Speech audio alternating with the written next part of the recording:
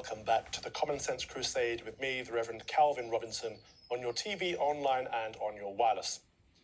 A senior advisor in the Church of England has argued that Christian voices within court cases surrounding transgender issues are seen as aggressive to those with Christian beliefs are associated with such aggression. Director of Faith and Public Life, Reverend Dr. Malcolm Brown, made the remarks following the successful appeal of a teaching assistant who was sacked from her job for expressing unfavourable views on the teaching of LGBTQ+ education in primary schools. The Reverend Brown argued that debates between Christian viewpoints and those who take offence with such stances are polarised and devoid of nuance, and questioned the characterisation of danger to freedom of religious expression peddled by some campaign groups. Joining me now to discuss this is the former Anglican bishop and chaplain to Queen Elizabeth II, Dr. Gavin Ashenden. Is Reverend Brown right? And thank you for joining us tonight, by the way. It's very good to be here again. Thank you. Well, he's factually correct in telling us that the judiciary don't like Christians standing up for themselves when they are campaigning against being unfairly dismissed for their Christian views and their freedom of conscience. He's entirely wrong to be the message carrier from the judiciary to the church and the church to the world. What he should be doing is saying to the judiciary, Christians are entitled to freedom of conscience, they're entitled to freedom of belief. The three most recent figures, to give you an idea of the context, was Christy Higgs, who started a petition saying we don't want compulsory sex education in primary schools. Joshua Sutcliffe, who was a maths teacher, who said, well done, girls, and there happened to be someone transitioning in the back, and he was sacked with his career gone forever. Bernard Randall, a school chaplain, who said you don't have to believe what anybody teaches you. These are not fundamentalists. These are moderate, conscientious people who ought to be defended by any reasonable person, and particularly by Dr. Brown.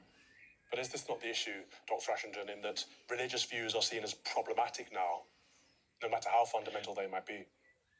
Well, we're in a clash of civilizations, and the problem is that the church, certainly the Church of England, hasn't yet realised that the people, that the predominant culture is anti-Christian and determined to effectively silence Christians and Christian conscience. I thought Emma Webb was quite right when she said the Church of England has become a woke wellness cult. The woke wellness cult it's a great phrase. They are woke, they're all about wellness, and they're becoming a cult.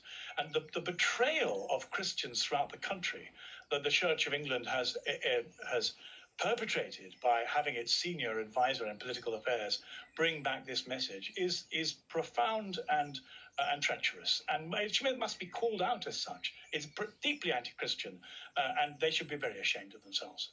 Emma Webb is often right, but on this point I do want to put out an apology, because I've had a couple of priests get in touch since that segment that you mentioned, and one of them was Emma's priest himself, actually, and they said, look, you guys have dismissed the entirety of the Church of England as a wellness cult, and it's the leadership that is the problem. It's the leadership that's captured. There are many, many, many good clergymen on the ground doing God's work, and I think that's right to point out, so I'll take that challenge and I give that apology. But what is the solution to this? If Christian views are painted as problematic, if the culture around us is anti-Christian, and anything that's seen as disagreement is seen as aggression, how do we get to the nuance of the conversation? The conversation is always nuanced from the church's point of view. I've never heard anybody within Christian circles not arrive at their conclusion after a great deal of time and trouble and conversation. We're decades beyond homophobia now. Nobody growing up in this culture can have done anything else but think about it. The solution? Well, there are two. First of all, the clergy that have asked you to recognise that there are some good people in the institution, they're right. But they're not entitled to hold you to account until they themselves take on the institution. Why are we not hearing their voices raised in protest? They become quiescent.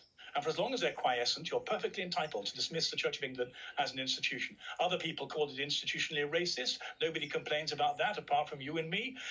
Why should you and I not call them a woke wellness cult and then invite them to change our views by their behaviour? The other solution would be for ordinary free-thinking people in this country who've been institutionalized and brainwashed by the media to begin to think for themselves and realise that the whole LGBTQ alphabet people thing is actually a con, not in the sense that there are perfectly nice people trying to make their way in a difficult world. Of course they are. They can do what they like, think what they like, act as they like, unless they're Christians, in which case they follow Christ. But the idea that that this is a coherent movement where identifying with your sexual desires, your sexual identity, is a good thing for human beings is a serious mistake. And most people, when they sit down and think about it, no. If you listen, for example, to Douglas Murray, he'll tell you that the L and the G and the B and the T and the Q and the A have nothing whatsoever to do with each other ideologically.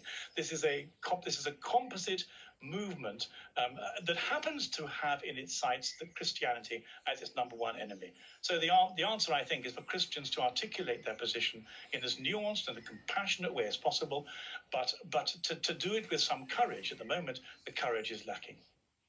Very good, thank you. I've got a bone to pick with you another time, Dr. Gavin Ashenden. We're having a bit of an online debate, and I think we need to take it public, this whole Anglican versus Roman Catholic thing that's spewing up at the moment. But thank you so much for your time this evening.